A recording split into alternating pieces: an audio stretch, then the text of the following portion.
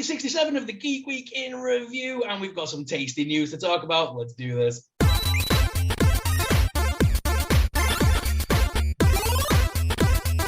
The Geek Week in review.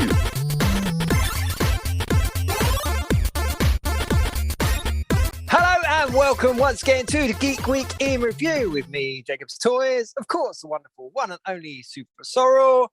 And unfortunately, we are missing our friend Ryan Speaks Geek because he's unwell. He's unwell. He sent us a picture of himself, like tissues up the noses and everything. So speedy recovery, Ryan, and all that.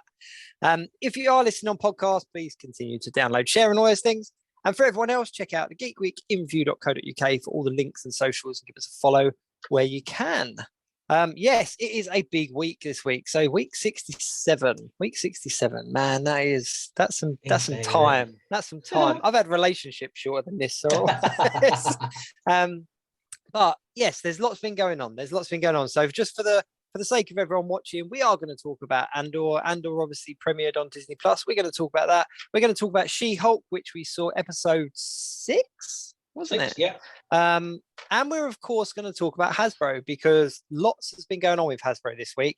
So we're going to get into the details of all of the ins and outs and all that stuff that's been going on with them guys, as well as a few other bits here and there. So where should we start? Oh, and we have got some big news. So like Sorrell said at the beginning, we have got something big that we're going to talk about kind of mid-show as well. So stick around to find out what's going on there. Or do we just go in straight away with it? Should we just get that out of the way now? Yeah, let's talk about it now. Okay, so for any of our regular viewers, listeners, watchers, all that kind of stuff, as from next week, we are going to go live. The show is going to be a live interactive show, so you can comment and talk to us as we're actually recording the show. It was a decision that we've kind of been talking about for a few weeks now, and we decided, you know what?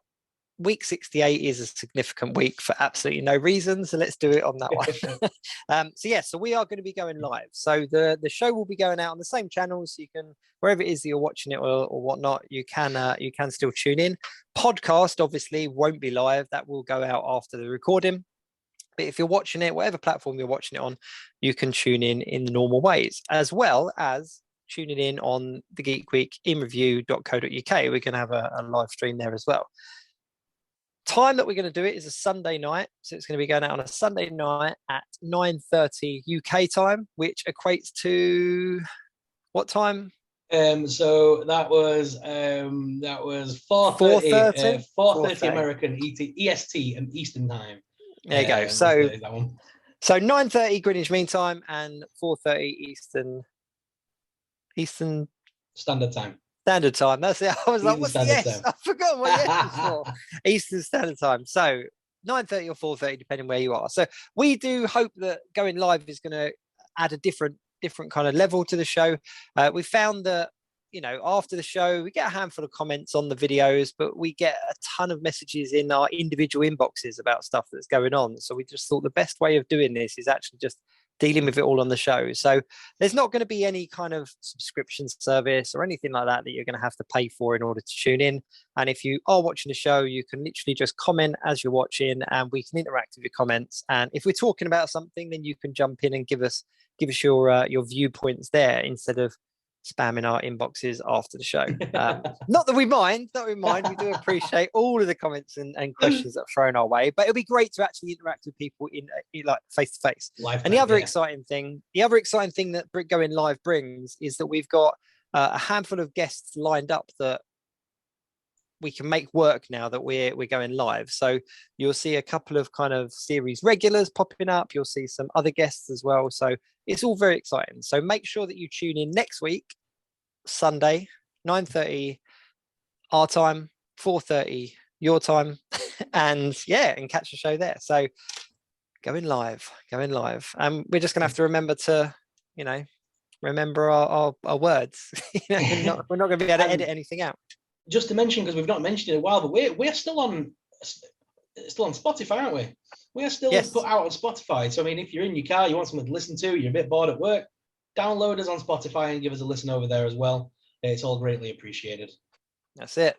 Thank you very much. We actually go out on quite a lot of podcasting things. So Spotify and Apple Music are two of the main ones, but there's quite a few different podcast channels that it goes out on, and podcast listeners are quite regular. We get quite a regular kind of listen, but we do appreciate those that watch us. So that's our little kind of give back. We want to go live, so we'll see how it goes, and we'll do it for a few weeks. And if it goes the way that I think it will go, then we'll stay live.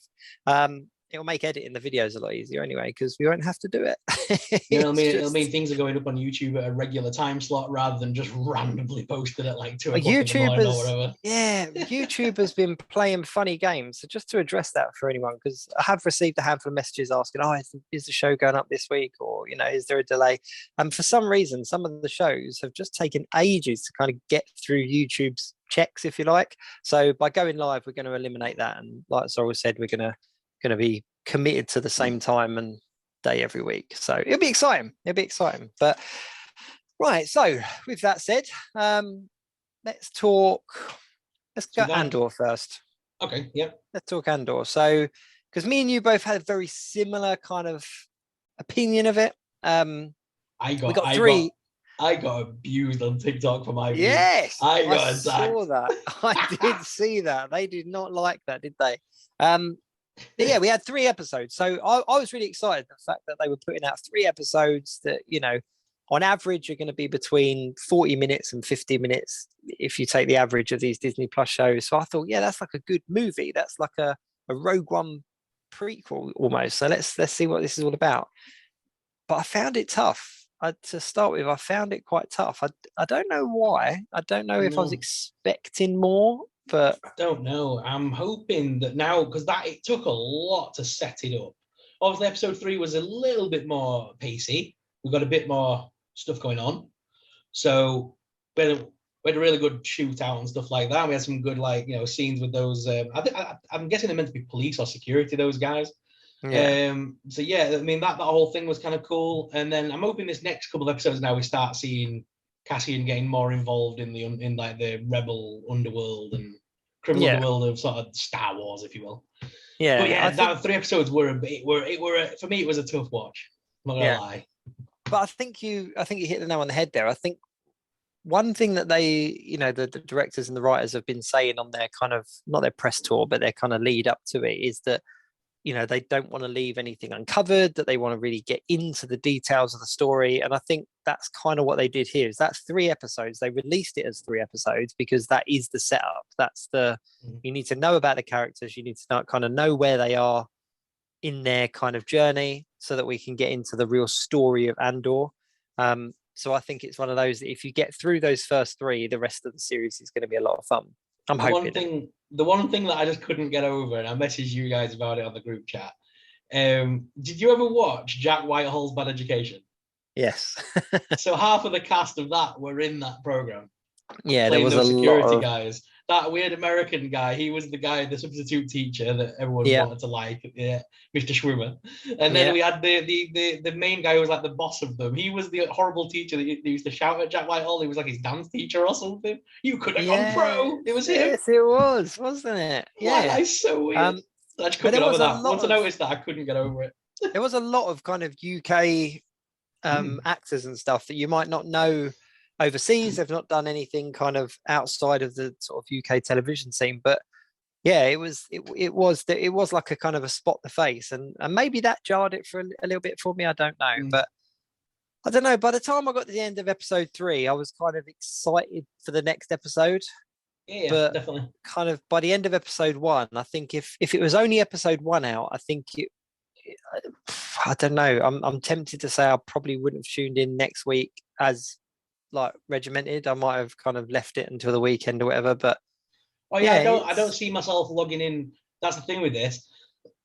Normally with these TV shows, like She-Hulk, I'm there on the spot 8 o'clock every Thursday morning watching it with my breakfast. Yeah. And I don't see me doing that with Andor. I just don't see it now. I'm like, I'll probably catch it in the week mainly because we're gonna talk about it. Yeah. But I didn't feel it, if I'm honest. No. I think for me, the main thing for me is we know he doesn't survive Rogue One. There's we know he can't die in this program, so nothing can really badly happen to him that bad. And even if it does, he's dead in the Rogue One anyway. So there's no peril. There's no. Yeah. It's just an adventure tale. That is true, and I think calling back to the last Star Wars show, like Obi-Wan Kenobi, we didn't know what they were thinking. We didn't know, was he going to die halfway through? Was there going to be something happening? We didn't really know. Whereas, like you say, we know his outcome. So no, he's not going to die in this. There's no storyline where he meets his peril, and so far all of the characters are new, so we're not invested in him enough to. But even was it like his kind of girlfriend or ex-girlfriend? I don't even know who she is. I watched all 3 episodes and I still don't know the relationship there. Is she sister? Is she his girlfriend? No, he's looking for his sister, isn't he? So his sister's going to be someone else.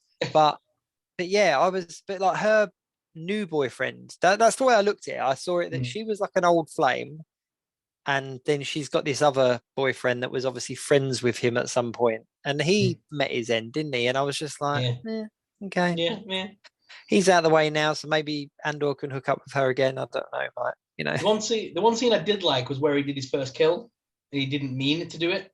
That scene outside and it's raining, and that other guy's proper freaking out, and that was that moment where he didn't want to kill that guy, but it just happened, and that was a really cool scene. I like that.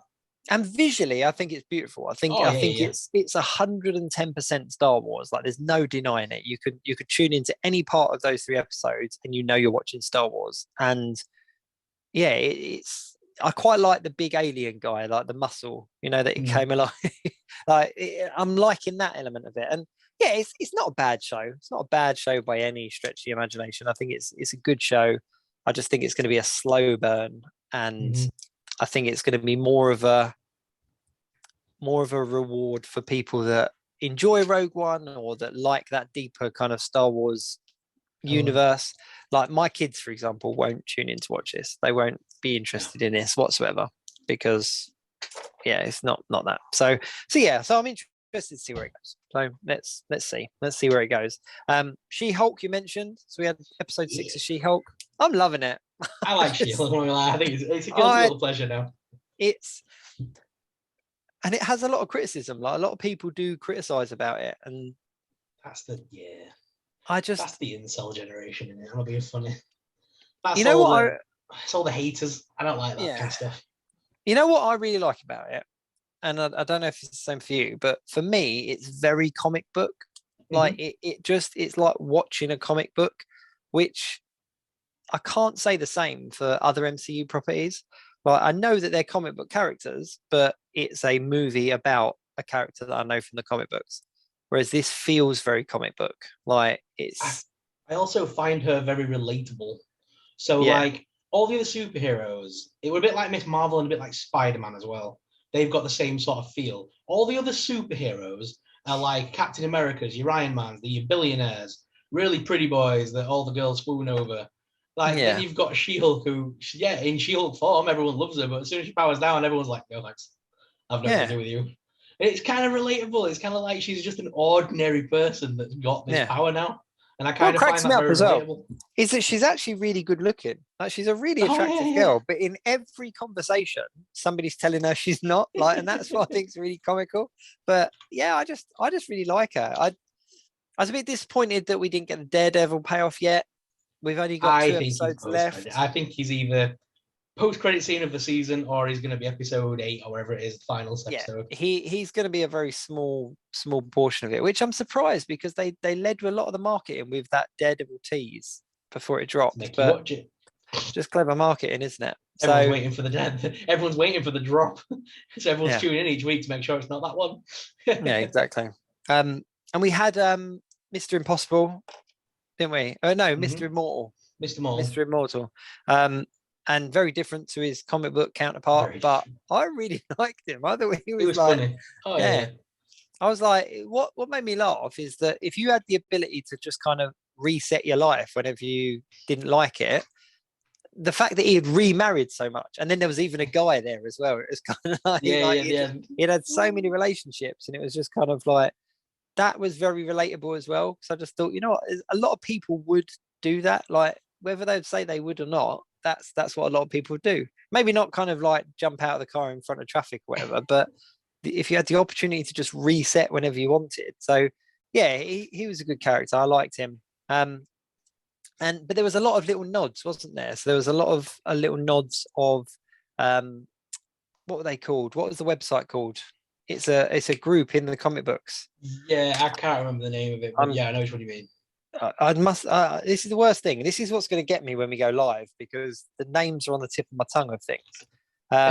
It's the Intelligentsia. So that's made up of a load of really random characters. Load of really, really random characters. But there's a couple that I want to talk about in particular. Oh, hang on. Yeah. So let me get the details up here, because it was clever how they did it. It was a website, and there was obviously a lot of hate towards She-Hulk on it. Now, the leader of it is MODOK, which we know is coming in Ant-Man and the Wasp. So if there is a tie in there, that's very clever. But then there are other members in the team as well. So let me just get down to the members, because I want to get the name right of this particular member. Oh, I can't even find it now. But it's the living android, I think he's called. So we've got the known members are Leader, MODOK, Mad Thinker, Red Ghost, and Wizard. Dr. Doom and Egghead were shown as former members. A second incarnation was formed with MODOK Supreme, Leader, Thinker, with new members Mr. Sinister and Awesome Android, and the Awesome Android Kid Kaiju. Awesome Android. So Awesome Android in the comic books is married to the other lawyer. You know okay. Yeah. I can't remember her name now. Rubbish with names. I am really rubbish with names. I'm gonna Google this now.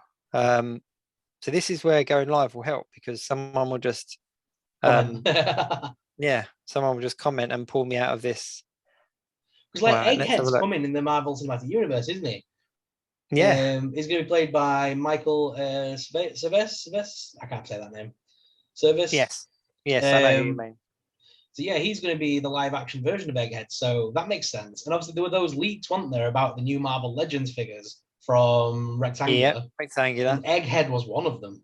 Yeah. So, and he's meant to be coming in Ant-Man and the Wasp as well. Oh, so this really? This could all tie in nicely to this could all tie together and be like the whole thing could be resolved in the upcoming Ant-Man movie. It's a She-Hulk and Ant-Man, and that if you have She-Hulk and Ant-Man, that'd be cool. I can't even Google this at the right time. But the name of the lawyer is forgetting me, and it will come up at some random time later on in the show. But in the comic books, he's married to her. And what was really cool and a proper moment was that she talks about being married, but she doesn't. In this episode, she talked about being married, but didn't want to talk about it. And I think that was just a little sprinkling of an Easter egg for people that knew the characters and was able to put two and two together, because you have Intelligentsia mentioned in the same episode that Awesome Android's wife says that she's married but won't talk about her husband, and it was like, all these things. I don't think there is a link there. I think that the writers just cleverly kind of put that in so people did exactly what we're doing now. Did you see the one that I'm not sure if you're going to mention it, the link that obviously Myers picked up on being the big Dracula nerd? The Mr. Immortal briefly mentioned to have been left some wealth by one of his wives, Baroness Cromwell, which in the comic books is Baroness Blood, because her real name is Lily Cromwell. And she was from the Legion of the Unliving, led by Dracula. Nice. So we're getting Werewolf by Night, and we're getting Blade. Yeah, it's all. If Blade includes Dracula and Baroness, oh my god, that would be amazing. Fanboy moment. But Werewolf by Night is coming soon. It's not far off now. It's couple of weeks. That's going to be incredible. But we'll talk about that on a later show. But yeah, I just thought this episode of She-Hulk was good. We finally saw the rematch between her and Titania. Titania. Yeah, it's Titania, isn't it? I'm rubbish. I need to have a drink. But her and Titania, and I thought that was a good payoff, because she's obviously been billed as a big character in this series, and she's not really done much. So to see them kind of have that face off, But they've still not explained where she gets her powers from. And again, in the comic book, she gets her powers because I think it's from Doom. I think Dr. Doom gives her powers. That'd be interesting because a lot of people seem to think that Doom's going to be in Wakanda, don't they? Yeah. There's a lot of chatter about that. that could be an interesting tie-in if she is. If they mention it, if they mention the big bad is, the boss is actually Dr. Doom. Dr. Doom, and that's why Titania's in this. There's what I think that they're doing now, and this is why it gives us so many kind of strings to pick at, is because 10 years ago, 12 years ago now, whatever it was when the MCU started, they never really knew if there was going to be other films. Yeah. And now they know that they're going for a couple more, phases at least. So I think that what they're doing is they're dropping in these little things so that if they want to go back and revisit them, they can thread them together, similar to what they've done with the Leader and Captain America: New World Order. Like, he's a character that we saw back then, and they've kind of pulled that string background and pulled it tight, which is really cool.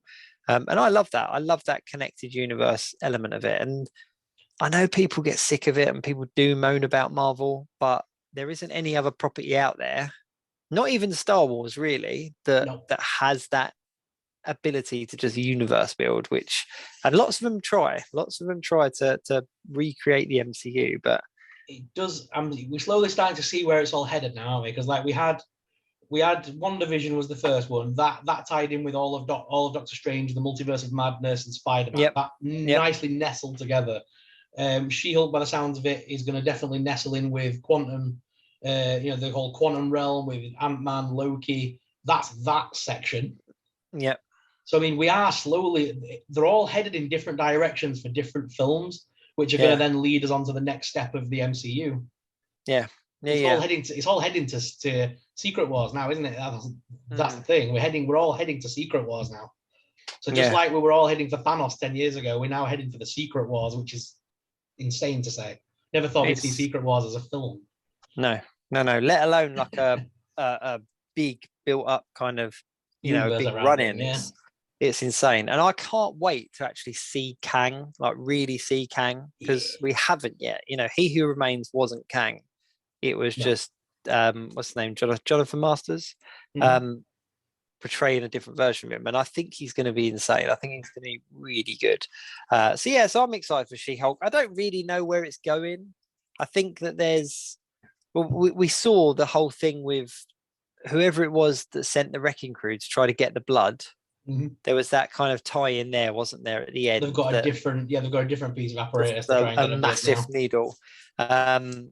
So I think, if I was to guess, I think the show's going to end on some kind of cliffhanger of somebody getting her blood and maybe even doing something with it. And the multiple storylines that involve Hulk's blood getting into the hands of other people. Like, I'm curious as to which one they're gonna follow, but I don't know. But I think that's essentially the cliffhanger that we're aiming for. That a lot of people reckon that we're getting the Daredevil cameo, and then Daredevil's going to feature heavily in Echo, and during that moment in Echo, he's going to mention Punisher, and that's how they're probably going to tie in the previous actor for Punisher and tie him into the MCU as well. Yeah. Or even have him in Echo. That'd be cool if he popped up. It's like the hired gun by Kingpin. Yeah, that would be quite cool. The hired gun, because that's what he is, isn't he? He's a hired gun, really. Yeah, and they essentially could do anything, because they've already said that this is a different universe. This is a different version. But there's a lot of time to play with still with Daredevil, and like Charlie Cox isn't old, but there's a lot of years that they're essentially building up for. So that's interesting to know that he's going to be around for that long. I'd like to see him return in a Spider-Man movie, 100%. You have to have Daredevil and Spider-Man in the same movie. You have to. There's so many comics about them. So that's who I think of. Yeah. That is who I think of when I think of comic books. Spider-Man and Daredevil go hand in hand, and it's got to happen. It's got to happen. There needs to be a proper movie that's like, Spider-Man's in trouble, Daredevil's his lawyer. By night they're fighting crime together, but during the day they don't know who each other are, and that could be so. And he already knows who Peter Parker is. They've already given us. Yeah, there could be such a cool like storyline. and all sorts thrown into that. It could be so cool. It would essentially make for a very good nothing kind of Spider-Man film. Like for them to do Spider-Man 4, they could do the symbiote story because that's battling around now, isn't it? But they could do the Spider-Man and Daredevil storyline in Spider-Man 4, but have it in the direction of the symbiote, so it ends with the symbiote and stuff. They could literally bring Venom into it and do the whole thing where people think Venom is Spider-Man.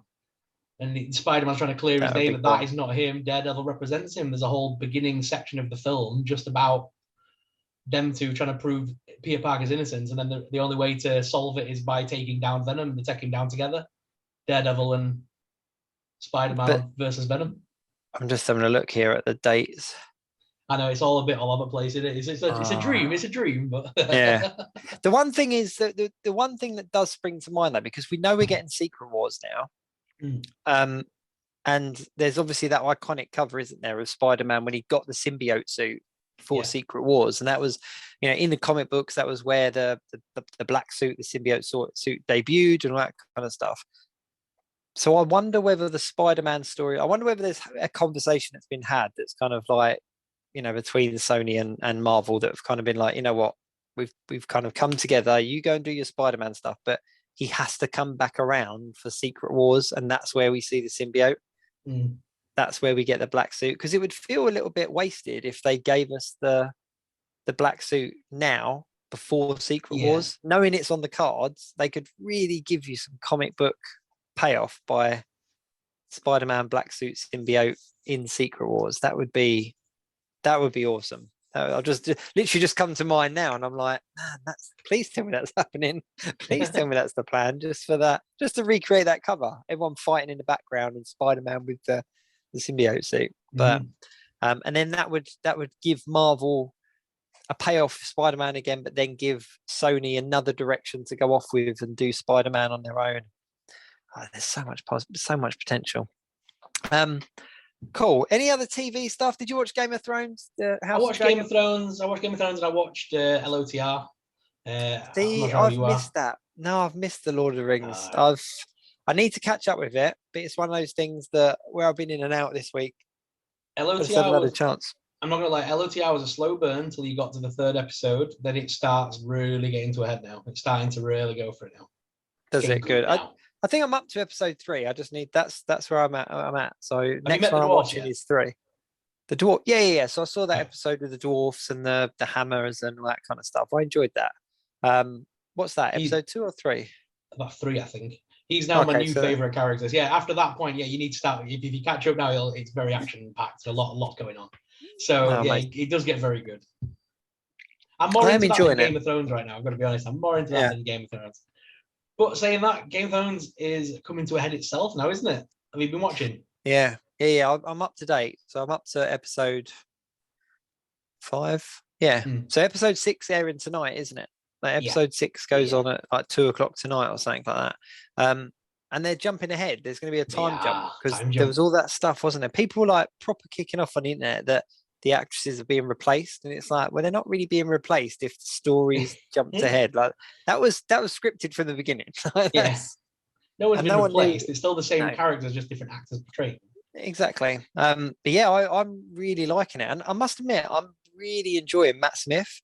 Like he's playing a good bad guy. Like I don't even know if he's really a bad guy because I really like him. Anti-hero, isn't he? He's anti-hero. Yeah, he's really cool, and every time he comes in he just looks like he means business, and I think it's a really good, like Morbius didn't portray him as a good villain. I don't think it looked like Matt Smith as a vampire, whereas this is a really good portrayal of a villainous character, like as an anti-hero, as you say. I'm just really enjoying it. I can't complain. It's I don't know really. It's I don't know if I'm as hooked on it as I was Game of Thrones when that first came out. I don't know, because Game of Thrones, when that first came out, it took me about 6 tries to get into. I wasn't into it until season 3, I think, had already aired.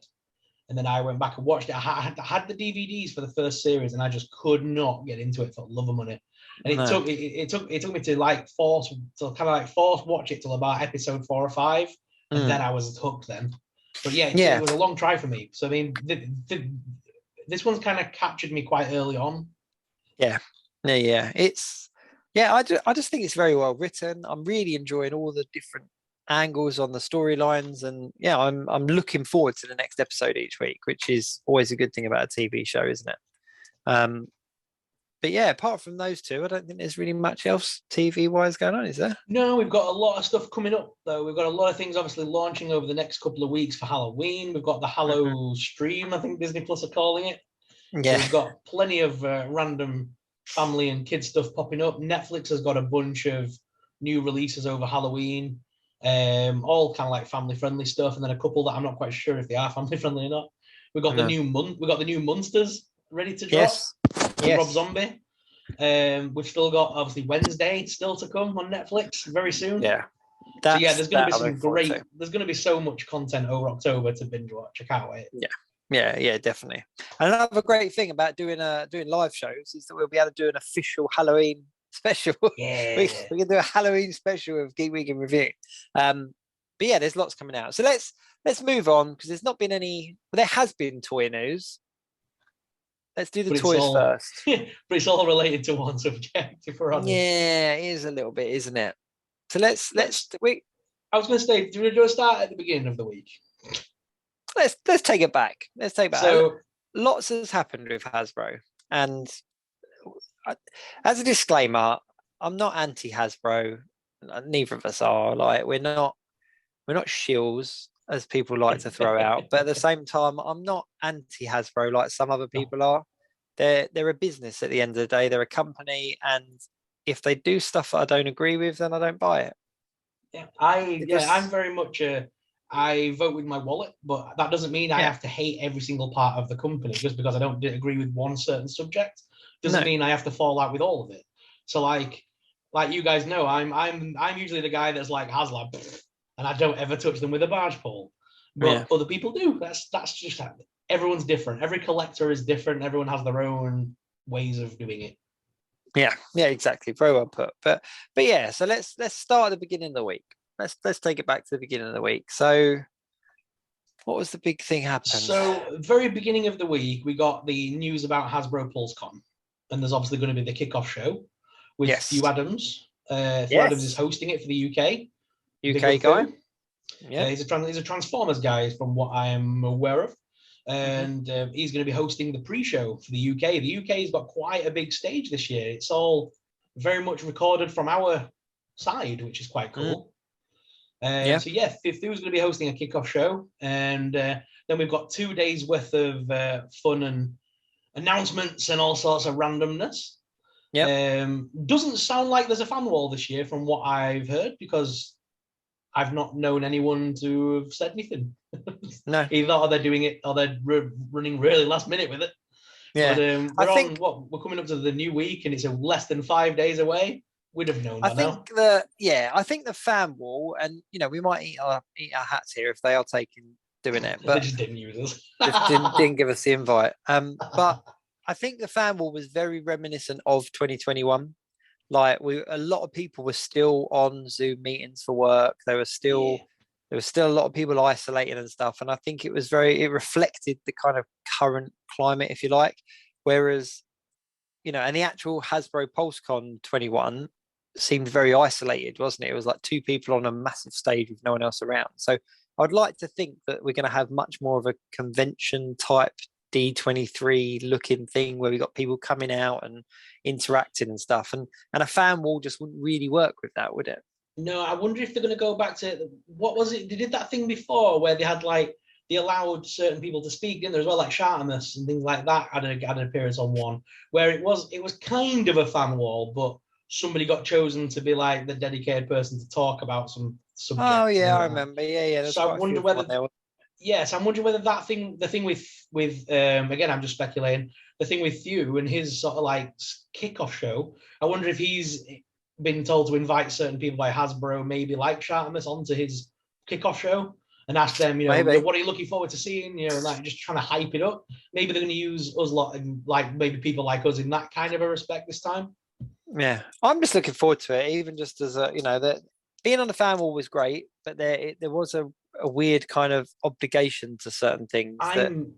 I'm looking forward to being free just to produce my own content, my own Twitter, my own TikTok. I'm looking forward to just being free to go, oh, does this come out, this news, I'm excited about it, I want to talk about it on my own. I'm not hooked into, and all this randomness. No. But yeah, there's a good lineup of stuff. Have you seen the actual lineup? Yeah, because not everything's because not everything's included. So like Dungeons and Dragons doesn't have a panel because they had a big one at San Diego because they had a big. You see like the big pub setup and stuff they had. That was awesome. Yeah. So we've got on day one we've got Transformers, Power Rangers, starting lineup, Fortnite and Marvel. Day two is G.I. Joe, Avalon Hill, Magic the Gathering, Indiana Jones, Star Wars. So that's a lot of stuff to get through. They mixed it around as well because Star Wars was on day one last year, and Marvel was day two. So they've switched things around, which is quite cool. I'm looking forward to it. I'd be a liar if I said I wasn't. The one thing I had a Pulse Premium membership, and then it was up for renewal, and now it's £40. And I was kind of like, oh, it's a bit naughty. They've doubled the price of it because it was £20 originally when Pulse first came out. I'm not gonna lie. I signed up to it when they first launched, and I was like, I'll jump on that, and it paid itself off a few times. But then I went to have a look at it, and I was like, no, 40 quid's quite a drop, like that, quite a rise. So I was like, no, I'm not up for paying double at the moment. But that was when I knew I could get action figures from anywhere else. But who knows if that's going to be the case moving forward. We'll get to that in a sec. But the thing is, even if you're not a Pulse member, you can still buy from Pulse. You just miss out on a couple of things, like obviously during this event, there's going to be a window for Pulse Premium to obviously pre-order stuff early. Not that bothers me, I don't pre-order anymore, but there is that thing of, if you're not a Pulse member, you can't pre-order stuff might sell out before the regular lines open or whatever. So there is that. But you can still buy product from Hasbro Pulse without being a Pulse member. You don't need to be a Pulse member to buy from them. That is a thing that I think some people forget. And for me it was the free delivery. It wasn't even about the windows, it was the free delivery, because when you're paying sort of £3, £4 each time you order from them, if you are just picking up one or two figures here and there, that adds up quite quickly. And that was why I thought it was worth the money, because I was like, you know what, I can pre-order figures individually, it's worth the money. The one thing I'm curious about is that I've got a couple of orders with them that I ordered while I was a member that aren't going to be delivered until I'm not a member, but I suppose that's covered in my. You were paid for it already, haven't I? You were invoiced at the date of when you placed the order, I would have thought. Of course you were. The same with any company. But I'm looking forward to seeing what offerings are coming out of Fortnite. And like Power Rangers, where they're going to go next, like what random universe they're going to randomly throw at us this year. Obviously, we know we got the Street Fighter stuff, so I'm looking forward to seeing if they're adding anything else to that. That'd be cool. Obviously, G.I. Joe. Obviously, we had some news about G.I. Joe we'll get on to, but what else are they going to throw at us? And they've obviously shown a lot already. They showed quite a bit at San Diego Comic-Con. With I can't remember his name, like the pirate guy, like the captain or something like that. He's like the sailor. No good with G.I. Joe days. Yeah, there's like the sailor character and the frogman. He's not a frogman, but he's like the scuba guy. Scuba guy. But I'm not good with the names on G.I. Joe. And starting lineup was announced, and they dropped images. They dropped images and pre-orders of all these figures ahead of Pulsecon, which really surprised me. I thought that was really going to be like a big thing for Pulsecon, but I guess it's so that the panel can maybe talk about where they're going with it and maybe give some pipeline reveals in the future, because I wasn't surprised by the figures that they put out, because like my son's massive into basketball and knew every single one of them, was like yep, like to all of them. But the Steph Currys and the LeBron James, they were more the household names, like LeBron James, obviously Space Jam and that kind of stuff. But the others, like, they're not people that average Joes would kind of know who they are. Like, if you're into basketball, you know these guys, you know who they play for, you know their heights and that kind of stuff. But I really thought they were going to start hard and launch with household names like your Jordans, your Kobe's, all that kind of stuff. That everybody would kind of go, oh yeah, I want a Kobe Bryant figure, or I want a Michael Jordan figure, or a Shaquille O'Neal figure, or something like that, or a Magic Johnson, or a, the list goes on. But I really thought they were going to kind of drop big names to start with, to start hard, but they didn't. They went for like current superstars, and the price point on it is it's high. Let's be honest. It's the old way, wasn't it? A lot of stuff that's come out recently, the prices have been very gone straight up. Interesting. But these, the starting lineup figures retail at like $48.99, I think it was on Pulse, which I can understand because there's going to be licensing to pay with the different sport brands and like Nike and Adidas and that kind of stuff. But yeah, I was really shocked that they were that expensive because, well, it's a catch-22, isn't it? Because if they'd released them at a lower price point but didn't have like the Nike branding on them or the official shoes, because basketball players all have their own shoes. They all have their signature shoes. And if they released it without those on them, people would have kicked off. But the fact they've released it with them on it and made them as accurate as possible, but with a high price point, people have kicked off. Like it's a no win scenario, really, isn't it? Hasbro can't win with prices right now because everything's coming to a head all at once. I think it's been a lot to chew for a lot of people. And like you say, we've said it before, and this is not a judgment on anyone, but we did say a while back that obviously we're going to see people that started collecting during lockdown and gained this new hobby. Obviously, this is the testing point of how long will those people stick around in the hobby.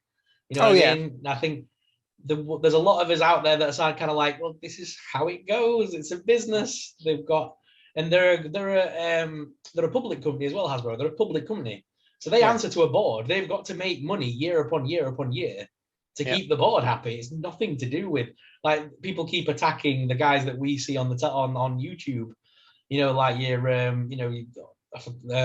your Robs and all them kind of people. People keep attacking the poor Hasbro guys. Like, it's not them. It's people a lot higher than them making these decisions. Of course it is. Of course it is. It's your board members and your higher ups that are saying, charge them £54 for this one.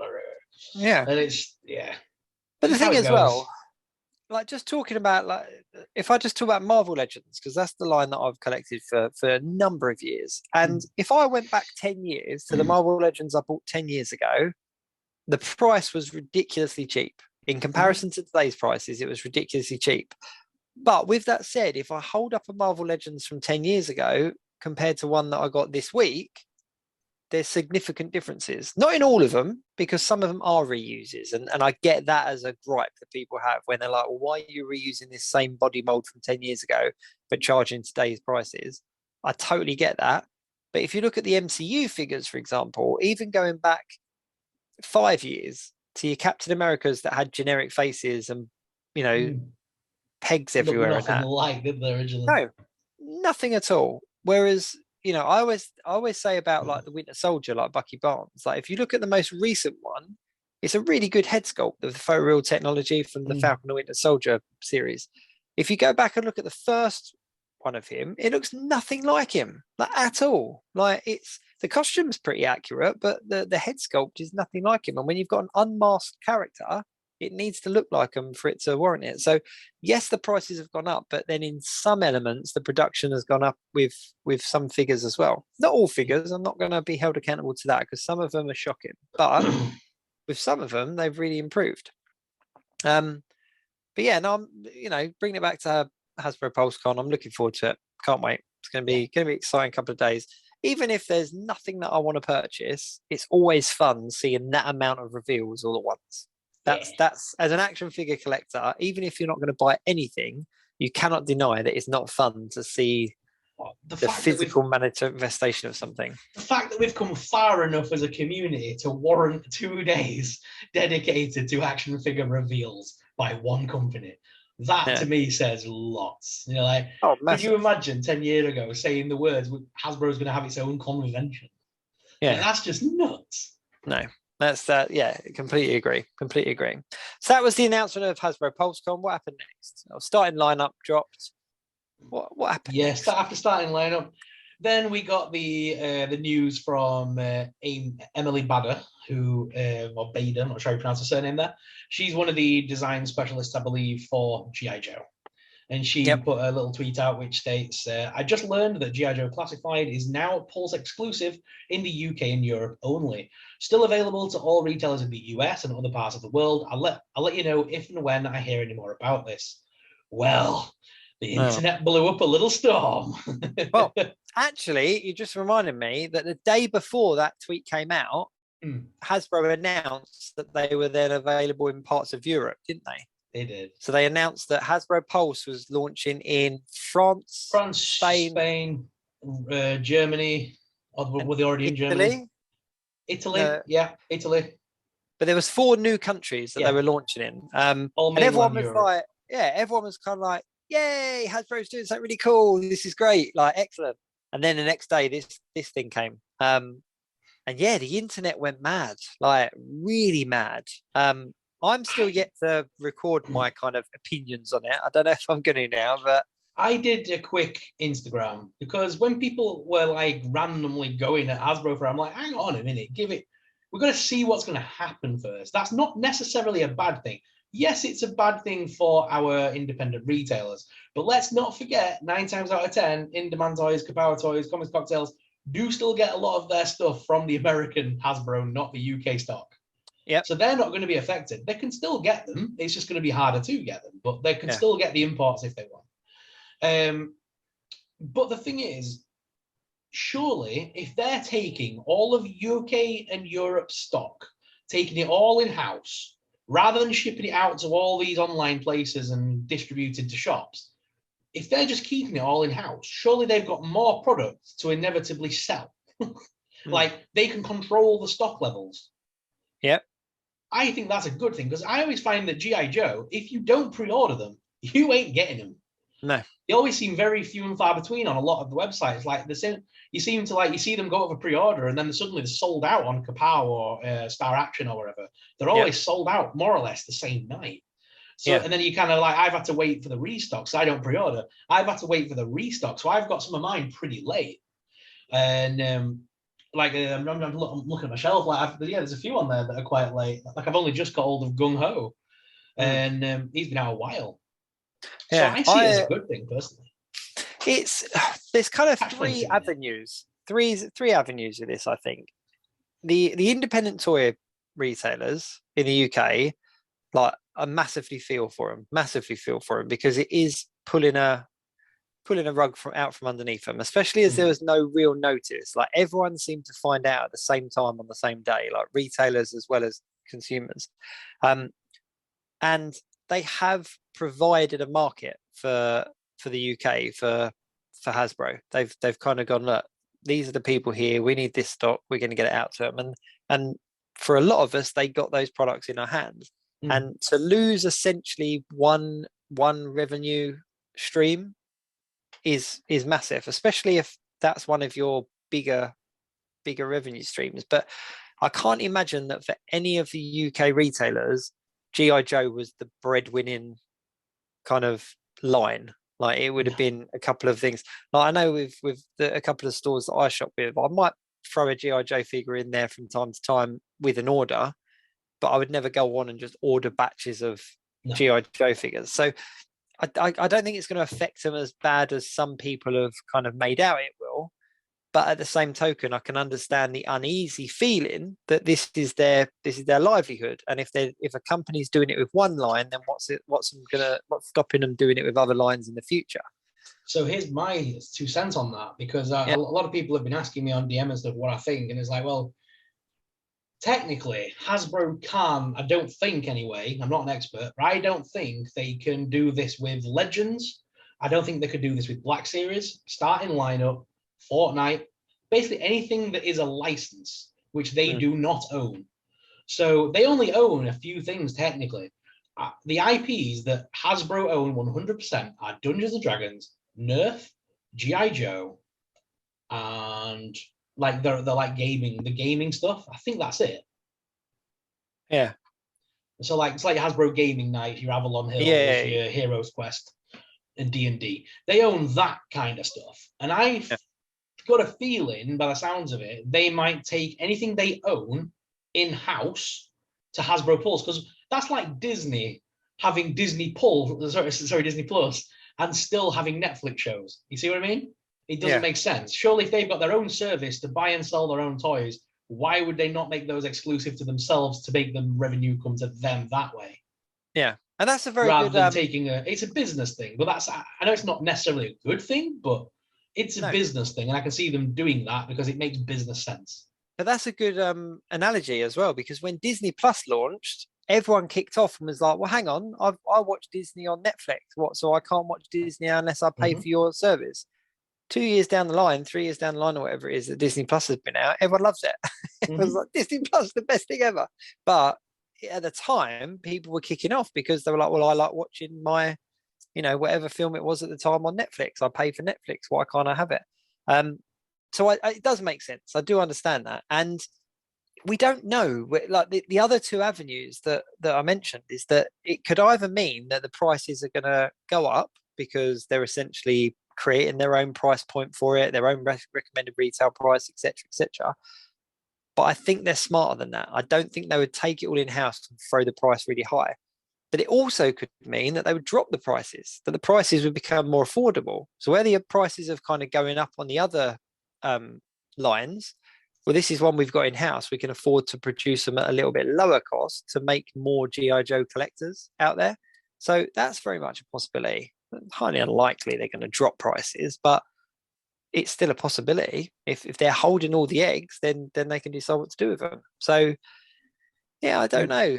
I feel for solely G.I Joe collectors, but then if we're perfectly honest, G.I Joe 6-inch collectors are a relatively new thing because they've only been going for a few years. If there's any die-hard G.I Joe fans from years back, well, Hasbro have only started reproducing these things, so it's still a relatively new market, and I don't think it's going to have as big of an effect on the industry as people are making out as maybe Star Wars or Marvel or one of the others would. So yeah, it's a shame, but at the same token, it's a good thing. It's an exciting thing. So I'll quite happily stand up and slag it off when I know all the facts. Yeah. But at this point, I'm not going to slag it off. I do feel for the independent retailers, but at the same token, I don't think it's going to affect any of them as much as some people on the internet have kind of speculated it would. Yeah. So I don't want to speak for anyone else's business, but I don't think it would. I don't think it's going to, stop anyone's mortgage payments or anything like that. And I know we get a lot of this whole thing of, shop independent, don't go to big wigs. They're still going to be able to get hold of G.I. Joe stuff. It might not be as often, but they'll still get hold of it from import stock. And if people are that way inclined, they can still help. They can still go and shop there if they want and buy import stock. So, I mean, it's not the end of the world. No. And as a consumer as well, like it was only 2 years ago that we were all complaining because we didn't have access to Hasbro directly in the UK anyway. We all shopped independent because that was the only option. And the biggest gripe was, we want Hasbro in the UK. We want to have that opportunity to get it direct. And now that we've got it, people are now going, well, we don't want to shop at Hasbro because we want to keep the independence going. It's like, I don't know. It's a shame. But the reason why they're not doing it in America is obviously all the store exclusives. So they couldn't just pull that because it would destroy too many relationships, I would have thought. You got a G.I. Joe box. Did it not have a little instruction card in it saying what was going on and what to expect? I wish they included that kind of thing, but they really don't. They just kind of go, here's a box. Talk about here's a box.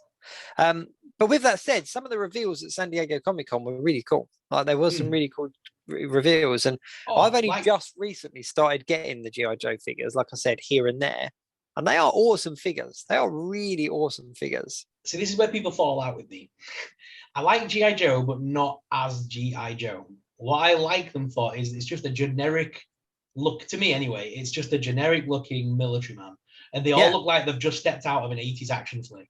So if I use Gung Ho with a big ass gun, aiming up at some trees, firing, and have the Predator lunging down at him, it just looks perfect. It looks like it's straight out of an 80s movie. That's what I love about them. They just seem to, like, I've recently picked up one of the Lord of the Rings horses, a big white horse that Sauron rides. I've got that because I want to put it with Spirit. Is it called Spirit? The Native American character. I want to put him with that and kind of have some really cool shots of him like campfire and do some like cool shots with that. And they all look like they've just stepped out of them like a movie. It looks brilliant. They're all like Expendables, aren't they? Yeah, I picked him up, and I also picked up Outback just because for that exact reason. I was like, I don't, and I've not even posted my reviews yet, but I did do them when I got them. And even at the time, I was like, I'm not. In my review, I say that I'm not down with these characters. Like, I can't tell you the ins and outs of these characters. Like, I've Googled it, and this is they were created at this time or whatever. But I'm quite open in that. I say, look, I don't know about his character. I've Googled him. I know that he was introduced in 1986, whatever, and this is what he wears. But I've made my selection based on how 80s action film they look. So it's kind of like, yeah, you'll do. Like Outback, I instantly used him for a zombie photo shoot with like Captain America zombie and that because he just looks like he's straight out of like Walking Dead. He just looks that part with the backpack and everything. Yeah, no, you're right. And I know it's not G.I Joe. I know he's coming in the G.I Joe line, but obviously it was Action Force that I've got this one from. But like the Sergeant Slaughter figure, it's just so iconic having Sergeant Slaughter in that military garb and that. Yeah, and he's got the pointing finger, so like with his mouth open, he's screaming at something. So it looks cool when you've got them all regimented and he's stood there. Like, yeah. So I'll carry on. I'll carry on buying them here and there and just picking them up. But yeah, we'll see. We'll see where it goes with that. So there was those. Dungeons and Dragons. Dungeons and Dragons. Yes, of course. The original animated look. So next year, dropped those out of nowhere. No, I was going to say they dropped them out of nowhere. Like they just here's some nostalgia. Like you'd have thought that would. I know Dungeons and Dragons aren't at Hasbro Pulse, and I think that's the thing.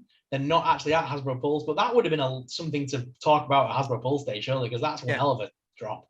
But next year, I think Dungeons and Dragons is gearing up for a big anniversary because they've got the new film coming out with Chris Pratt and stuff. They've got the big gelatinous cube, which kind of like means stuff to people that play D&D. And there's a lot of cool stuff coming out for D&D. And they're now dropping the 40th anniversary of the cartoon series. It's their 40th anniversary next year. 40th. Wow. I know, that makes me feel old, mate. They're 40 years old this year. I've had that on DVDs. Ever since it came out on DVD as a re-release, I've had that, and I love that stupid little TV show. Annoyed that we never got an ending, but we just don't got go there. Yeah, don't go there.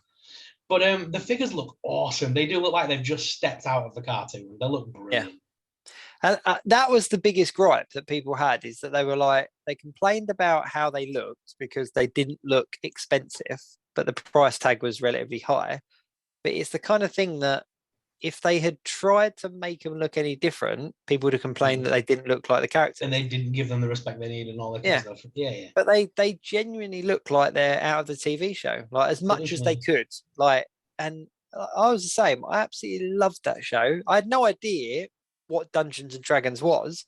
It was the cartoon to me. Like, I didn't know about the bigger world of Dungeons and Dragons. That just Dungeons and Dragons was that cartoon. And yeah, I just remember so many Saturday mornings just watching it, and it was at that time, kind of in the late 80s, I think, when I was just a wee lad, and it's like cartoons kind of started having a storyline, started having a narrative, and that was one that I remember like tuning in because I wanted to see what happened next and stuff like that. But yeah, it was just such a cool cartoon. So I don't know where I need to pick these up, but at the same token, I don't know if I want to invest in it because it could just be a massive black hole for me. Yeah, so what my plan is, I'm going to pick up the three main characters. I'm not sure if I'm picking up the big set with Vengar and the Dungeon Master, just because of the price point. Although that'll annoy me because I want to finish the dice sets, because I do play D&D, and I kind of want those red die. Fair enough. They're exclusive dice that you can only get buying them. Oh, really? Yeah. So like those dies are specific to that set. You can't get them from any other shop. Those are specific to that set. And obviously buying three, I know the other set's 50 quid, but as a tabletop game player, that kind of makes me go, bro, I want to finish my little dice set. I see why they've done it. That's a very clever marketing point to throw the dice in. That makes a lot of sense. That does make a lot of sense. So I'm going to be getting them, and I can imagine me making ridiculous reviews shouting "Roll for initiative" and throwing dice around my room. I'll have so much fun playing with them. I think I'm going to end up getting them. I think I will end up getting them. I might just kind of wait. I might wait and see if there's a price drop on them, because they're the kind of thing that are bound to get a discounted window at some point. This is what I'm thinking with the big pack. $24.99 is kind of standard now. That is the new standard price. So yeah, if they come out at $24.99 and I get that nostalgic kick, I'll probably buy maybe the first 2 or 3. I'm definitely going to get the kid. I'm getting the Archer. You know, I'm definitely going to pick them up. But I mean, like, I might wait for a price drop on some of the other characters, but it depends what else to make out of it. This is a big thing. D&D is starting to slowly get more popular because of things like Stranger Things, and more kids are trying to work out how to play this game now because of popular television. We're getting a new movie. I mean, how cool would it be if this is a big lead up to something like Netflix obviously done He-Man? What if Kevin Smith just jumps in and says, "I'll remaster D&D for you"? He's a D&D player himself. He's a tabletop game player himself. So I mean, if someone like that says they're going to remake the cartoon, I'm all for it. That would be incredible. I'll be interested as well, because MCM Comic Con, there's always a huge presence for gaming and tabletop games and stuff like that. And I do wonder whether this year it's going to have a bigger kind of not following, that's the wrong word, but the kind of Joe public is going to be more interested in the D&D side of it, because they tout for business a lot of the time at MCM. They're trying to introduce people to it and stuff like that. And I wonder whether people are going to go to it because of things like Stranger Things. Yeah, they know what D&D is. So the last 2 to 3 conventions I've been at in Sheffield and around the north, there has been more game shops having tables now at Comic Cons. Really? Like, I know it sounds really weird. Before they were kind of there, but they kind of weren't. It was kind of, but now they're there with a presence. They're there with the dice. They're there with the big dungeon master setup and the books, and they're sort of like showing kids, this is the starter pack. It's only £20. This is how you get into the game. And there's even guys there like I was at one today, and there was a guy there that was helping kids roll up a character, like showing them how to make a character, so they could go home with a character sheet and be like ready to play. That's very cool. So I mean, it's slowly getting back to the forefront. Oh, and for the last couple of years, it's been a case of spot the Harley Quinn at Comic Cons. It's been the running joke of see how many Harley Quinns you can find. Now it's spot the Hellfire t-shirt. It's changed. Every man, woman, and child has a Hellfire shirt. Everyone's trying to be. You can play that one on the high street, mate. You can play that one on the high street. Literally, everyone's got that t-shirt. But I think the thing is as well, I don't know whether it's a license issue, but you can pick them up everywhere, like exactly the same as the Stranger Things ones. You can't tell official ones apart from unofficial ones. Because Hellfire Club, nobody can actually stick a TM on that because there's so many versions of the Hellfire Club. It's a thing, isn't it? Like Marvel's got a Hellfire Club, D&D's got a Hellfire Club. All the different things, like in the bloody vampire books, Interview the Vampire, they have the Hellfire Club. So I mean, you can't stick a TM on that. So I think they're getting away with it because the word Hellfire Club doesn't mean anything. And the 12 die, the 12-sided die, that's just a dice. Just because it's used in Dungeons & Dragons, it's used in other board games. You can't TM and trademark it. So I think everyone's just been able to just print that shirt. It's like printing money. Jump on it. Even Cobra Kai touched on Dungeons & Dragons, didn't they? Like they had Dungeons and Dojos or whatever they called it. But like everyone's sort of acknowledging that Dungeons & Dragons is cool now. Who knew that in 2022 Dungeons & Dragons would be like mainline cool like that? Borderlands. You play Borderlands on gaming? Yeah, I used to. I haven't touched it for a while. So like Tiny Tina in the latest game, she had a whole DLC content called Tiny Tina's Assault on Summit Keep, and that was literally her and the characters from Borderlands playing Dungeons and Dragons, and then you took control of the character within the game, basically. And Tiny Tina narrates your adventure. And they've just released a new game about a few months back called Tiny Tina's Wonderland, and it is literally an expansion of that. You are literally playing a campaign of Dungeons and Dragons with that Tiny Tina character narrating it. That is. It's like it is literally like you enter the keep, and all these skeletons come out from the ground. How do you proceed? Oh, brilliant! Yeah. Oh my God, I might have to go and play that now. So yeah, it's a lot of fun. So moving on from the nice stuff, obviously we had some more fun news this week, didn't we? Which I've kind of scaved over to the end. Yeah, do we touch on this? Yeah, it's a minefield, but I love it. It's one of those ones. Thing is, we're not being negative, and no, it's just fact. Obviously, we had the thing with Robbie Reyes. Yep. And that was the figure that you could get is an early bird. And if we had so many backers by the date this week on the 23rd, I think it was, by midnight, we would unlock Robbie Reyes for everybody that backs the project. Yeah. Didn't need the backers. No. I think the thing is that I think secretly everyone that was backing it expected it to hit that 9,000 in that first week. So it's 9,000 backers is the minimum amount of backers needed. And when the guys over at Marvel Legends did the announcement, they, like you say, they put out the powered down Robbie Reyes figure as an early bird special. Now I think the first mistake was that the early bird target was the 9,000. I think if they had put that at like the midway point, then it would have got. I think it would have been better PR element, because they need 9,000 for this project to go to print as such. They've still got 30 odd days to meet that 9,000. So for them to kind of go, you know what, at 6,000, if we've got 6,000 by this day, we'll unlock the early bird. Then that leaves another 30 odd days, like another month, to meet that 3,000. And I think that way people would have kind of got to pay off and the rest of it, because there was a lot of underhanded, I don't say underhanded tactics, but I saw multiple posts on groups of people saying, right, order 5 because you can order 5 and it's going to boost the numbers. And other people going, yeah, that's a great idea. That's a great idea. So there was a lot of fake orders out there in order to unlock this early bird. Because don't they put a hold on? I know they don't take the money until the thing's backed, but don't they put a hold on the money on the credit on your card? Well, some people do. They don't like. For me with Haslab, a penny has never been taken until that closing date. So for this one, they don't take a penny until the 31st of October. But I've noticed on some of the groups that depending on banks and depending on cards, they take a hold. So that's not necessarily Hasbro's thing. So it's the banking, the way they it's the banking.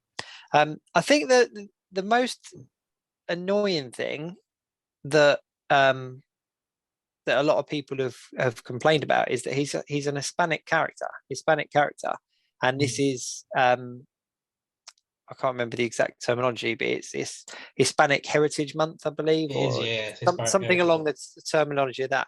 So for Haslab to put out, or for Hasbro to put out a Hispanic character in his Hispanic Heritage Month, and then for it not to meet the backing is a really kind of backwards kind of slap. Yeah, it's not good. Obviously, it's nothing on their behalf. It's not like they're saying no to Hispanic characters or something stupid like that. But it's that in that way a kind of because the backing wasn't met, you're not getting that character. So it's a really awkward one for Hasbro, and I think it's an element of arrogance and greed, kind of going, yep, you got a week. Let's meet minimum backers in a week, and we'll give you this figure that you essentially need for the Haslab project, because the big selling point of the car is that you have a powered up and a powered down version of the car. Yep.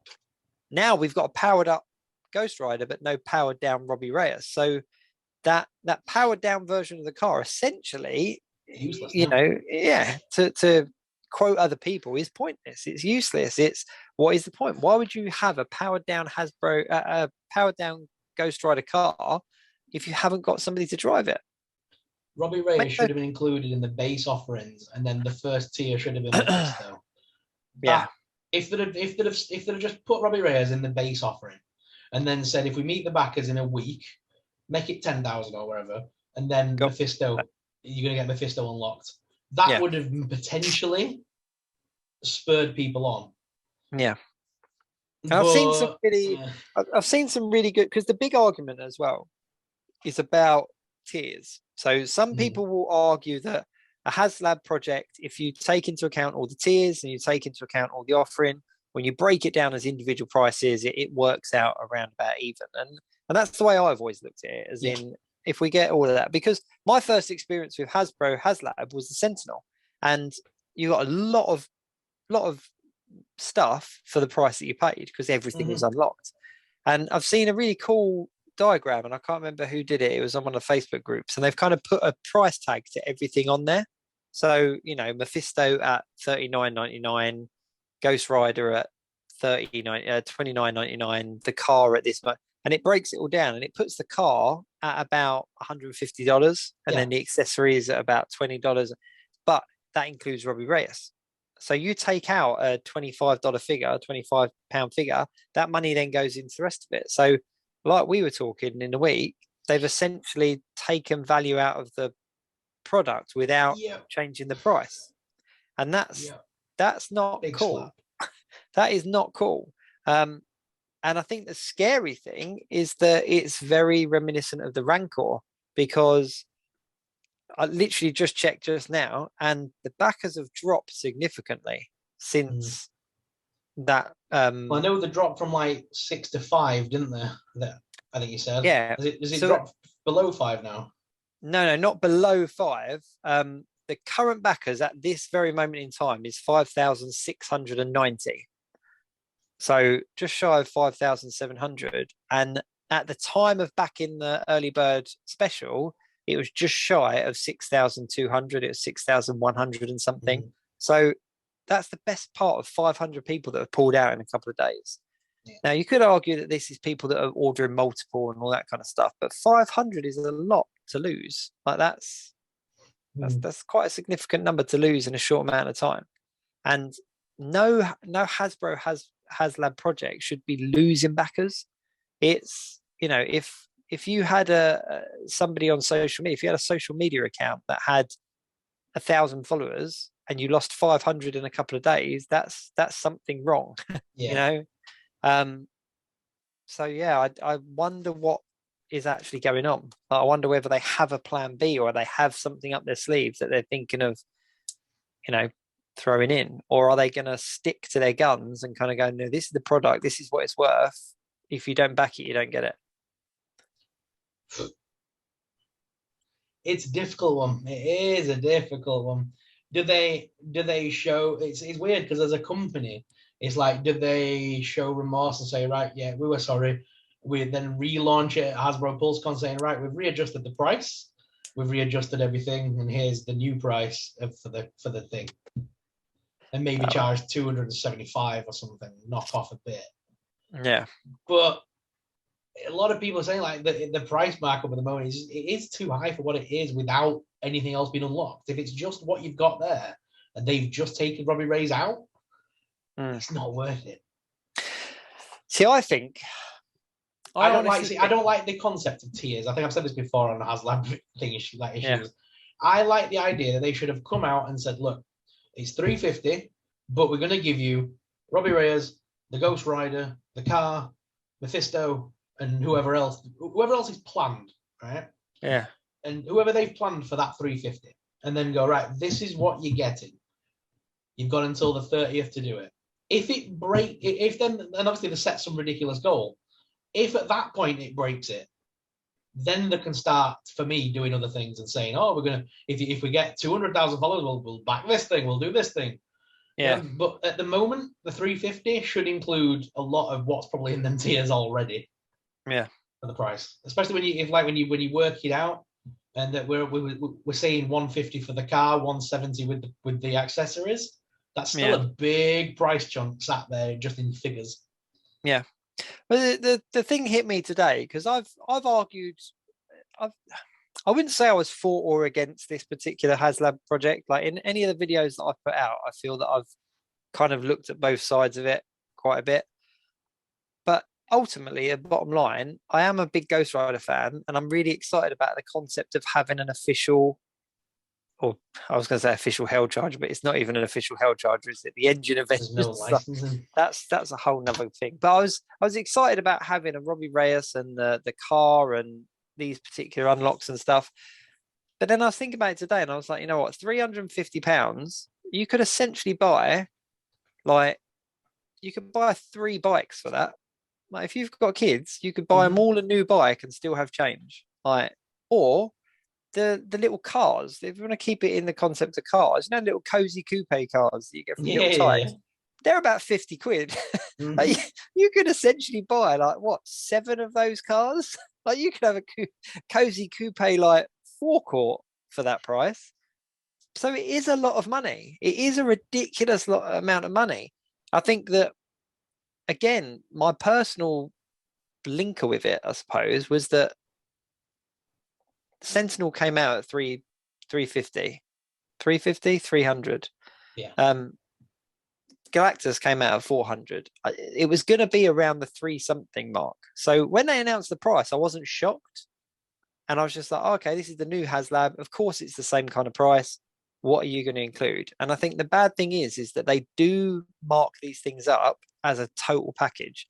So they have priced this based on the base offering, Robbie Reyes, Ghost Rider, and whatever 3 tiers they've got planned.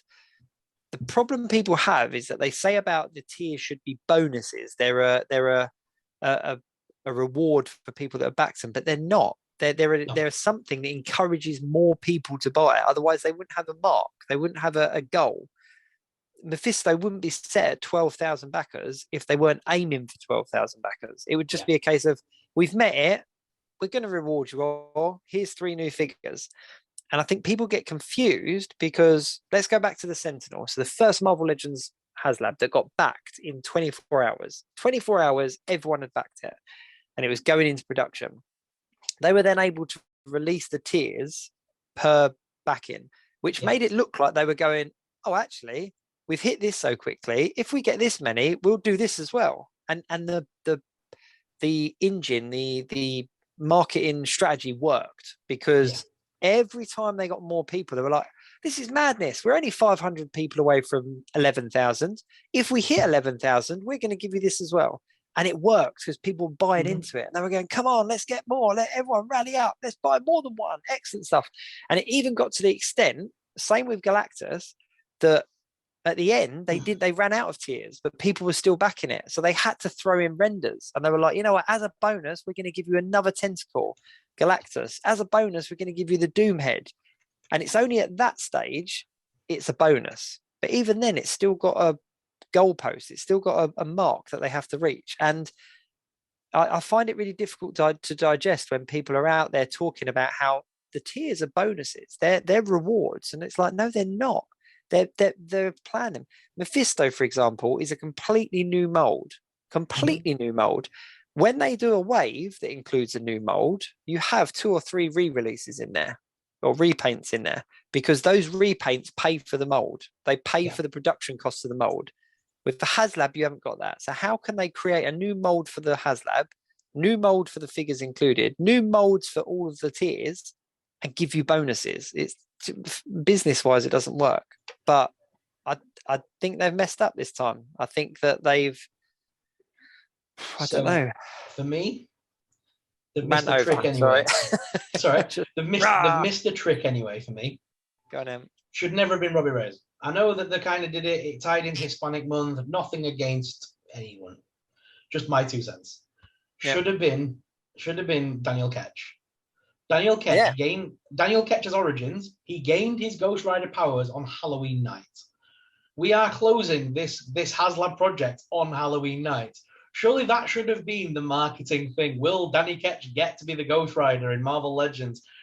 If you lock him by Halloween night, Daniel Ketch is, he's going to then show him with the, like do the whole thing of he's transformed into the Ghost Rider. I think they have though. I think that's their big finale. That is their big finale because I think they thought as soon as they announced Mephisto, 12,000 backers, they've got it. They'll then announce the next one. It'll boom, then they'll get it. And then, like you say, Danny Ketch, we're going to give you Danny Ketch, Halloween night, and all that kind of stuff. Because people would buy into the hype and they'd feel that they were part of the story. And I think you've hit them now on the head. And I think that's their big final reveal. And I don't think we're even going to get to see it. No. And that's why they're so confident with their approach, because they were like, you know what, the final kind of offering of all this is good and it's worth the money. But they're not showing us that. It's because Daniel getting Ketch would obviously tie into obviously the King in Black. They were just kind of all them kind of characters that we're slowly getting now. He would tie into all that stuff, and and obviously he's the most popular of the Ghost Riders, isn't he? Other than Blaze, he's the most popular one. Yeah. So I just think they missed an absolute treat by not including him. He should, yeah, I know I'm waffling now, but yeah, he should have been the Ghost Rider that was on. And even if he's included, I think by the time they release that the show is him, or if they don't even get to show as him, too little, too late by that point. There's just a lot of hate being generated for it, and there's a whole movement of collectors that are against it, that are just completely against it. And I think there's very little that they could show at this stage that's going to sway those people's decision. Yeah. But I don't know. I think the only way they could redeem it, in my honest opinion, the only way they could redeem it is by throwing another vehicle in. And I don't think they're going to go that way. I think if they, like Danny Ketch, for example, if they threw him in with his bike as actually, if we hit 15,000 backers, you get Mephisto, you'd also get Danny Ketch and his bike. I think it would just go like that. But I don't think they'll do that. And surely the production costs, like they could retool that one that they released in 2018, recolor it, add a couple of little bits, and it wouldn't be 100% accurate, but it would be a payoff. Like people would go, yes, I want to get on that. And I just think I don't know, as a Ghost Rider fan, it makes me sad to think that the Ghost Rider Haslab is going to just go up in smoke, excuse the pun, but it's going to go up in smoke in the year of his anniversary. But even that's a point. It's the 50th anniversary of Ghost Rider, and they've not given us anything that signifies that 50th anniversary. It's not Robbie Reyes' 50th anniversary. No, I think we're going to see a bunch of stuff launched at HasCon, because obviously Marvel, they're going to be saving everything they've got now for this week, for later this week coming up. And I think that's going to be a big talking point. It's going to be a lot of card back stuff, a lot of Ghost Rider card backs coming. And I wouldn't be surprised to see if they're not going to include him as a part of the Haslab. I definitely think we'll get a new rider, and it'll be a new Danny Ketch rider. Yeah. It's the only other way that they could potentially get this backed is if they show us the product for a load of other stuff that makes your Ghost Rider collection incomplete if you don't have Robbie Reyes and the car. Yeah. Because I'm straight away, I'm kind of like, I need that charger. I just, as a Ghost Rider fan and as a bit of a completionist, I'm like, I can't have it without it. Like, I won't lie. And this is where one of my videos about the different cars comes from, is that I've been thinking for years on how to customize a decent charger. And I've looked at remote control cars. I've looked at remote control car shells. I literally priced it all up, essentially building an RC car without the RC element. So that how much the wheels were, how much the shell was. Is there not I'm pretty sure I'm not sure if it'll be the right scale, but I'm pretty sure there's a Fast and Furious charger. It's RC. A bit smaller. Is it a bit small? Oh. Yeah. But even this week, when I went up to Smith's, I went to Smith's yesterday, and I'll send you the picture, but I'm sure you've seen it yourself. But there's a 12-inch, like the Titan figures that they do. Yeah.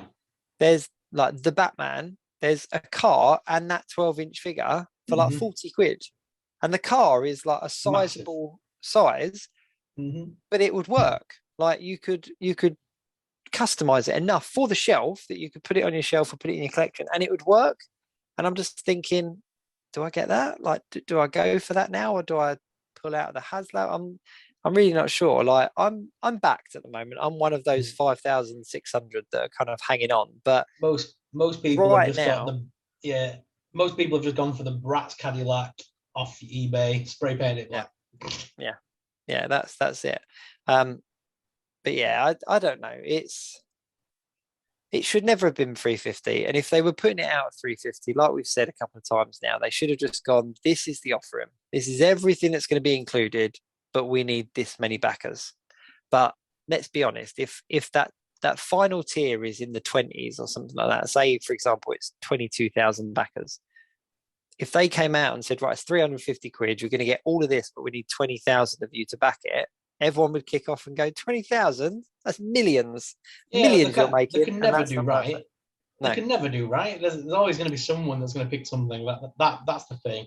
But I think at the moment, I think there's enough people and enough people within the community that have been in it a long time that are speaking up for the first time as well. Yeah. And kind of going, hang on, Hasbro, this is getting a bit out of hand. Yeah. And because there's a lot of creators that are normally, like you say, would normally be like, not a lot of us speak out. A lot of us do kind of not shill, but you don't want to rock the boat. It's anyone who says they wouldn't accept a box of free stuff is a liar. Oh, 100%. And 100%. not once have Hasbro ever said to any of us, because they've never said it to me. They've never said, by the way, can you really plug this product? They've never done that. They've just said, would you like to receive this? And I've gone, yes. That is the end of the conversation. I don't speak on a basis. They don't speak to us on a regular basis. They literally send us an email through a marketing company saying, would you like this product? I'll send it your way. Goodbye. Yeah. That is 100%. The amount of contact we get. Anything we say is our view. And yes, you've received a free product, but I don't see that as being shilling. It's a reward for what we've done, building the network we've done. It's not an easy thing to do. No. And I'm going on a different rant here, but you know what I'm saying. Yeah. But it's like the Black Panther figures that come out recently that we received. And we all did our reviews on them. Most of us were honest, as in, did we really need this one re-released? No. Yeah. Is it a nice re-release? Yeah, it is. Like, is it worth the money? If you've already got it, probably not. But if you're new to collecting, then it's great. Like, and that's kind of how it goes. This is where Shartimus Prime hit it on the head this week for me when I was watching one of his videos, where he did actually say, if you've been collecting Marvel Legends for more than 5 to 7 years now, most of these re-releases are not for you. Yeah. When they're saying, and everyone, like the main people kicking off a lot of the time is us that have been in there for a while, going, well, why has that been re-released? Why is that? Yeah. Them figures that are being re-released on these fancy card backs are not actually for us. No. Like a re-release of Lizard was not for us. It was because so many people have got into the hobby, don't have a Lizard on the shelf and can't get one.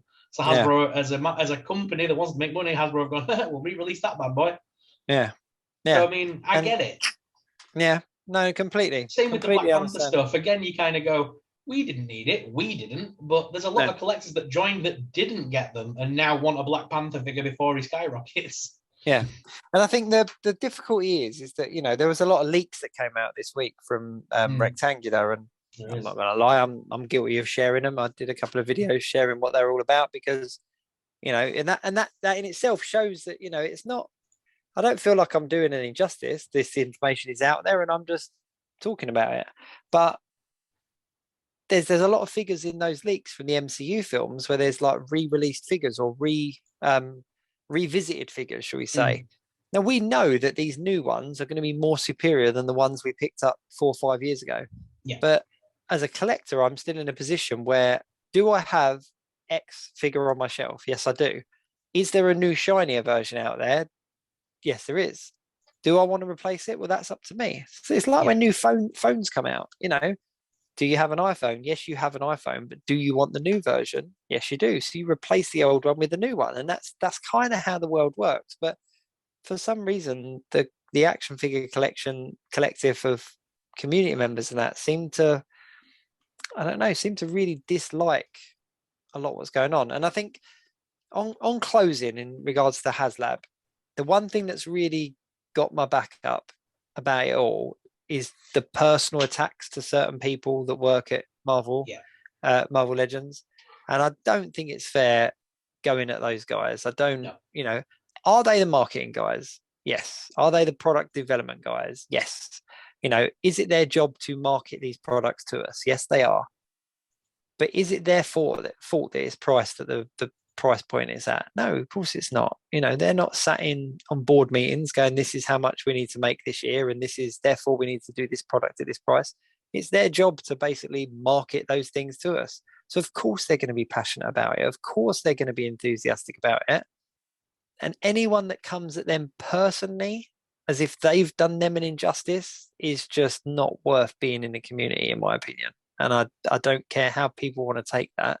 If you're attacking somebody personally about something that's not them personally, that's not a cool person in my book. So yeah, that's not cool at all. No, regardless of even if they put this product out at £1,000 and you only got 3 wheels with it, it's still not your job to have a go at those people. Like, phone the company up, phone the board up, and have a moan. Because at the end of the day, you don't get the product. What's what? So what? And the thing is, I think it'll be very sad because obviously people like Ryan and that have got these accounts for us to interact with, and they're very open and let people add them, let people contact them, and they respond to the community. They tweet and quite regularly. They get involved with some of us as YouTubers. And it would be sad to see that go away because of bullying in the community. It would be sad to see like Ryan and the guys sort of go, well, actually, if you're going to attack me, I'm out. And just sort of just do the live streams and disappear and, not talk to us. But the fact that they do come out and actually talk to you on Instagram, Twitter, whatever it may be, do live streams, that's not their job at the end of the day. They don't get paid to do that. No. That's just them being fans in the community themselves. Most of them are collectors in their own right. Oh, yeah. They're all big nerds just like the rest of us, and I think to attack them personally is definitely wrong. Yeah. So don't bully, basically, is our message. Don't be a dickhead. don't be a dickhead. Just be. Why do I feel like I should be skeleton on a bike now, going until next time? So it's been a really rough week for Hasbro. Like they've been attacked from very different angles, and it seemed like every announcement with a slight different angle came at the wrong time. Just off the back of someone complaining about one thing, they released something that allowed someone to complain about something else. And, at the end of the day, this is a hobby. It's, if we all decided to stop collecting action figures tomorrow, the world would still go on. The world would still go round. It's, it's not like anyone is, and not even people, not even content creators. Like no one is relying on this stuff to put a roof over their head. It's all for enjoyment. So if the hobby's not making you happy, get a new hobby. That's my opinion. But yeah. That's Jake's final thoughts. we got a bit philosophical there. We got a bit deep. We did. We went deep. I got a bit much. So yeah, but I think that's about everything this week. I think we've covered the week. Anything else? Any random bits happen? Today's message on the show is all about power of positivity. But there was nothing else, was there, from anywhere else? No. Sorry, no, there's nothing major. Everything's waiting until the end of this week. Obviously, by the time we do the next show, it'll be our first live show.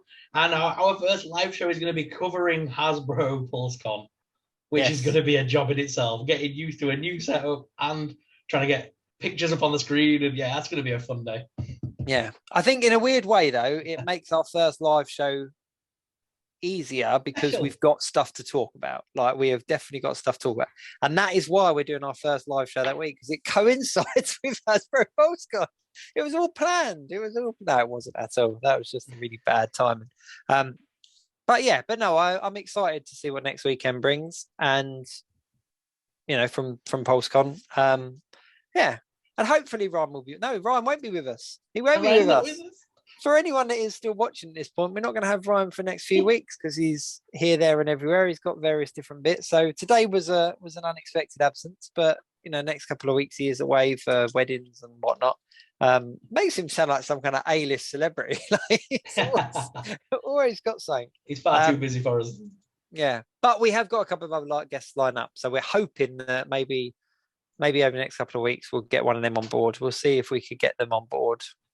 Yeah. All I'm going to say is this Pulsecon, the licenses that don't have a presence there, I'm guessing is going to announce a lot of stuff during the week to get us amped up ready for it. Yeah. Like those Dungeons and Dragons, it kind of feels like if you think this is good, wait till Friday. Yeah. I think they're amping us up, like they showed off the starting line. And there's going to be a lot of things kind of leaking and launching this week. So I'd stay tuned very close to your Instagrams, your Twitters. Get ready for a boatload of information this week. Yep. 100%. Cool. Cool. So for the last time then, as a recorded show, I think that's about it. It is. Obviously, check out Geek Week in Review.co.uk for all the socials and stuff. Podcasts, keep downloading and listening and stuff like that. So next week we'll see you live. So until then, keep it geek.